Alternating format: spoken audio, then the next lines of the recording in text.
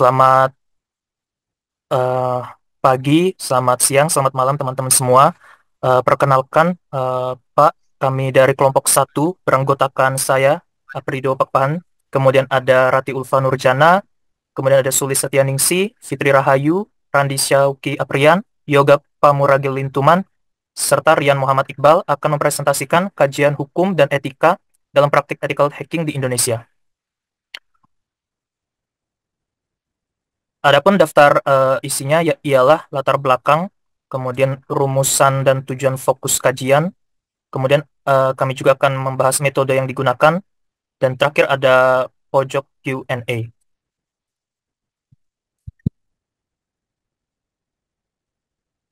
Untuk latar belakang, saya persilakan ke pemateri. Oke, di sini saya akan membacakan materi tentang latar belakang. Di era digital saat ini, teknologi informasi telah menjadi bagian penting dalam kehidupan sehari-hari oleh masyarakat Indonesia. Dengan jumlah pengguna internet mencapai 185 juta pada tahun 2024. Internet sudah menjadi kebutuhan pokok serta setara dengan sandang, pakan, dan papan. Kemajuan teknologi informasi membawa banyak manfaat, termasuk mendorong inovasi dan kreativitas, seperti dalam pengembangan kecerdasan buatan AI. Namun, kemajuan ini juga menimbulkan tantangan baru berupa berupa kejahatan cyber atau cybercrime seperti penipuan online, pencurian dana, malware, dan menyebabkan hoax. Cybercrime sulit dilacak karena pelaku dan korban sering berada di wilayah hukum yang berbeda. Di era digital, Indonesia menghadapi tantangan besar dalam keamanan cyber.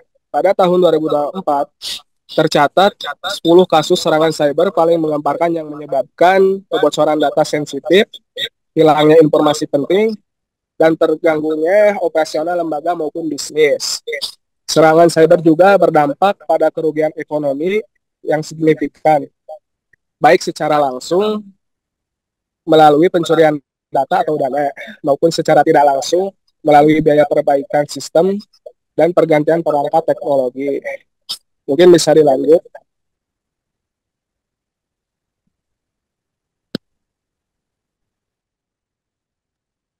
Di sini saya akan melanjutkan terkait latar belakang. Indonesia menghadapi tantangan serius dalam keamanan cyber dengan meningkatnya kasus peretasan yang menyebabkan kebocoran data dan kerugian ekonomi besar. Fakta seperti kurangnya pemahaman manajemen sumber daya manusia yang terbatas dan minimnya anggaran keamanan informasi membuat institusi rentan terhadap ancaman digital. Studi menunjukkan bahwa banyaknya institusi di Indonesia belum memiliki kebijakan keamanan informasi yang memadai yang memperbesar resiko serangan cyber. Cyber security menjadi solusi penting untuk melindungi aset digital dan meminimalisasi tindak kejahatan cyber, serta mengubah sistem bisnis ke arah yang lebih aman, seperti dalam perpajakan berbasis online. Baik, terima kasih Mas Randy dan Mbak Fitri atas pemaparannya. Berikutnya akan dijelaskan oleh Mas Rian terkait rumusan dan tujuan fokus kajian. Baik Mas, terima kasih atas waktunya. Berikutnya untuk rumusan masalah atau rumusan kajian. Yang pertama itu, mengapa isu keamanan informasi menjadi semakin penting dalam menghadapi perkembangan di era digital Indonesia. Yang kedua, mengapa sistem keamanan cyber di berbagai institusi di Indonesia, khususnya di sektor pendidikan dan pemerintahan yang masih tergolong sangat lemah.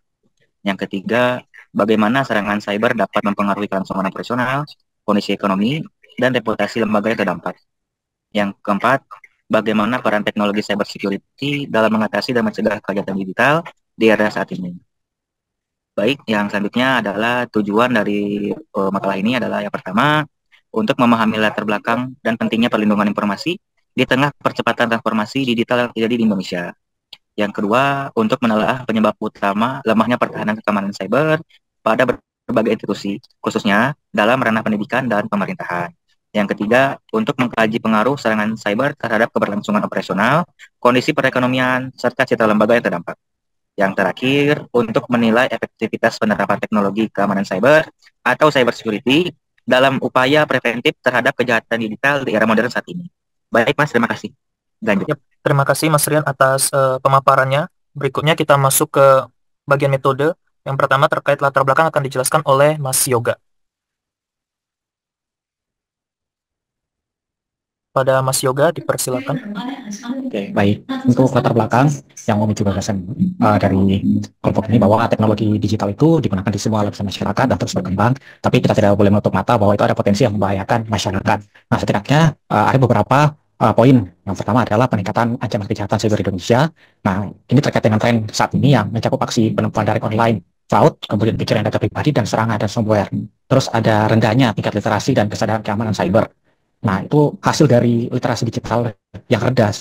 Maka pengguna internet ini kebanyakan di Indonesia itu tidak mengerti apa-apa tentang bagaimana cara kerjanya, terus manajemen kata sandinya yang aman seperti apa, dan tidak menganggap penting antara link-link yang bertebaran di internet dan email mencurigakan ataupun tidak sering-sering mengupdate perangkat lunak.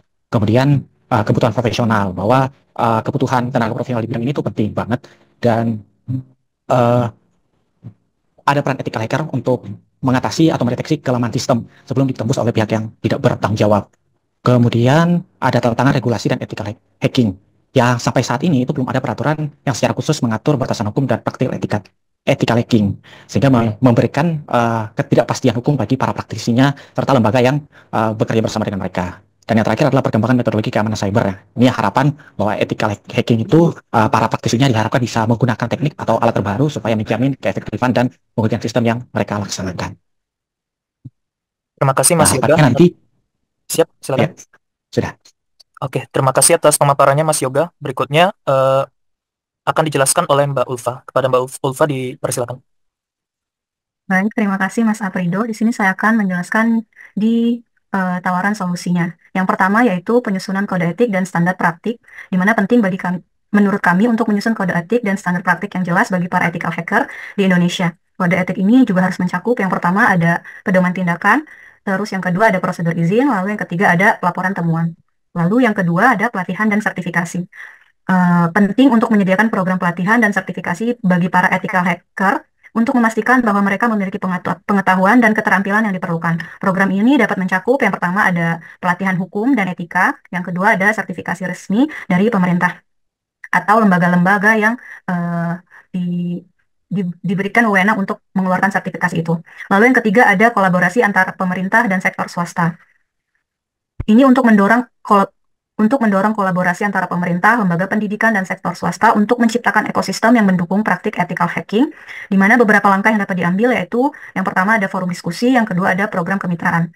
Lalu yang keempat yaitu pengembangan kebijakan dan regulasi yang mendorong pemerintah untuk mengembangkan kebijakan dan regulasi yang mendukung praktikal ethical hacking, termasuk pembuatan kebijakan perlindungan data, yang mengatur perlindungan data pribadi dan informasi sensitif untuk memberikan kejelasan bagi ethical hacker dalam menjalankan tugas mereka. Lalu penyederhanaan proses izin, di mana menyederhanakan proses perizinan untuk ethical hacker agar lebih mudah diakses oleh para profesional di bidang ini. Lalu yang terakhir ada kesadaran dan edukasi masyarakat, meningkatkan kesadaran dan edukasi masyarakat tentang pentingnya keamanan cyber dan peran ethical hacking dalam melindungi data dan informasi. Langkah-langkah yang dapat diambil yaitu bisa melalui dengan kampanye edukasi. Dengan kita gencar mengadakan kampanye edukasi yang menjelaskan manfaat ethical hacking dan bagaimana praktek ini dapat membantu mencegah serangan cyber di tengah masyarakat. Lalu bisa dengan workshop dan seminar. Mengadakan workshop dan seminar yang rutin untuk berbagai kalangan termasuk pelaku bisnis, pemerintah, dan masyarakat umum tentang keamanan cyber dan ethical hacking. Baik, selanjutnya akan dilanjutkan oleh Mas Aprido. Terima kasih. Baik, berikutnya adalah langkah-langkah strategis seperti yang sudah dijelaskan oleh para pemateri sebelumnya bahwa kita terkendala dengan namanya aturan maupun regulasi terkait ethical hacking ini. Jadi bagaimana kita sama-sama baik dari pemerintah, kemudian mungkin akademisi dari universitas yang mungkin jurusan yang terkait sama ethical hacking, ataupun masyarakat awam mungkin, itu duduk bersama dalam forum diskusi untuk mengumpulkan gagasan-gagasan ide, serta mengevaluasinya secara mendalam untuk menghasilkan aturan ataupun standar terkait ethical hacking ini sendiri. Kemudian selain kita juga membuat forum diskusi, kemudian berdiskusi tentang bagaimana aturan maupun standar yang diperlukan untuk ethical hacking ini sendiri, kita juga harus menyiapkan SDM yang berkualitas, seperti kita lakukan pelatihan teknis, hukum, maupun etika untuk ethical hacker, calon hacker tapi yang beretis seperti itu. Dan jangan lupa juga untuk memberikan semacam sertifikasi nasional, atau mungkin kalau misalnya ada internasional mungkin bisa dibuat, karena seperti ibaratnya tuh hacker ini juga tersertifikasi gitu, tidak yang abal-abal. Dan yang terakhir dilakukan evaluasi berkala, mulai dari pembuatan aturan hingga penyiapan SDM-nya sendiri itu perlu dilakukan evaluasi baik maupun buruknya. Baik, demikian pemaparan dari kami terkait sekali lagi judul presentasi kami ini adalah kajian hukum dan etika dalam praktik ethical hacking di Indonesia. Sekarang masuk ke dalam sesi tanya jawab, yang mana yang akan bertanya adalah Mbak Sulis. Kepada Mbak Sulis dipersilakan. Baik teman-teman, izin ada Mohon maaf, satu ya Mbak. pertanyaan dari saya. Mohon maaf sebelumnya Mbak Sulis, videonya mohon dihidupkan. Videonya pakai yang laptop, aku pakai 2. Laptop ya. Oke. Wait. Nggak bisa pakai yang laptop aja. Ini udah mau habis waktunya. Siap. Laptop. Oke teman-teman, aku Siap. mau nanya satu aja. Apa batasan dalam melakukan ethical hacking, misal dalam rangka menguji dan menemukan kerentanan suatu sistem? Gitu. Siapa yang mau jawab? Silahkan. Maaf Kak, bisa diulang pertanyaannya? Apa batasan dalam melakukan ethical hacking, misal dalam rangka menguji dan menemukan kerentanan suatu sistem?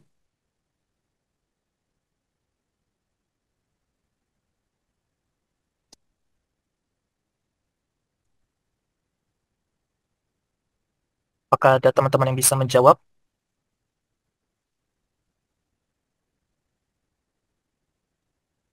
Izin menjawab Mbak Sulis. Dari silakan. presentasi yang udah kita paparkan, menurut saya untuk batasannya itu setidaknya kita harus ethical hacker itu harus ada izin resmi dari pemilik sistem atau organisasi yang akan dihacknya. Mungkin teman-teman ada yang bisa menambahkan. Terima kasih. Baik, untuk tambahannya mungkin karena tadi kita sepakat kalau misalnya ethical hacking ini hacker yang memiliki etika yang baik, jadi batasannya ya pasti terkait tentang kaidah maupun etika yang berlaku di Indonesia kali ya. Misal ya jangan sampai melanggar privasi orang, atau mungkin kalau misalnya ini tadi dibilangnya dalam rangka menguji kerentanan suatu sistem, ya artinya hackingnya itu ya berkaitan dengan sistem tersebut, jangan menghack yang jaringan ataupun hal lain gitu. Pokoknya fokus aja ke yang mau diuji, jangan ikut campur ke hal-hal yang lain. Mungkin ada tambahan dari teman-teman yang lain sebelum kita tutup. Oke, untuk menambahkan tadi jawaban teman-teman, mungkin saya dari pengalaman yang ada di tempat saya bekerja, kalau tempat saya bekerja itu untuk pengelolaan kerjaan, kami menggunakan vendor yang membidangi bidang IT untuk pengelolaan data pelanggan yang ada di kantor kami, dan itu harapannya jangan sampai bocor, jangan sampai keluar, karena sensitif buat kantor di tempat saya bekerja. Jadi mungkin etika dari para praktikal ethical hacking ini adalah mereka jangan sampai menjual lah gitu, atau menyebarluaskan data kantor kami, karena itu buat kami sifatnya privasi, dan pastinya kan di situ kami pas mau kerja sama dengan mereka kan sudah tekan kontrak.